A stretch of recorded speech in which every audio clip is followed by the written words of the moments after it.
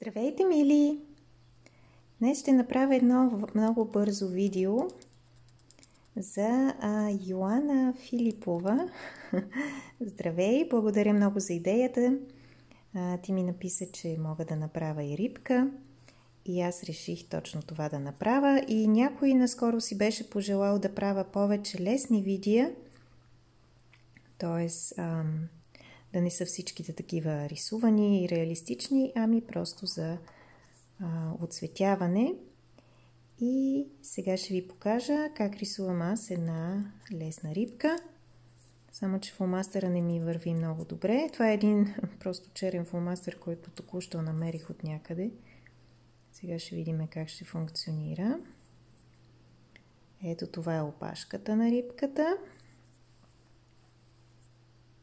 Тук някъде по средата правя едно оченце и отдолу се усмихва нашата рибка. Тук отдолу правя една перка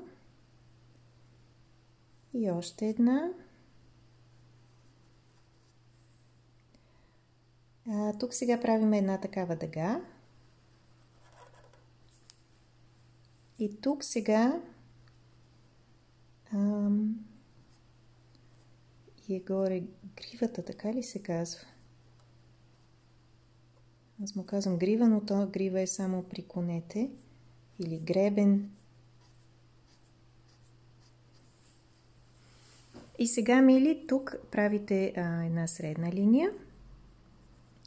И разчертавате малко опашката, за да можете после да я отцветите в каквито цветове искате. И сега накрая правиме люспи. Фломастера ми е стар и сега ще го хвърля, щом нарисувам тази рисунка, защото няма смисъл да го пазя, като не рисува вече. Между другото съм зодия Риба.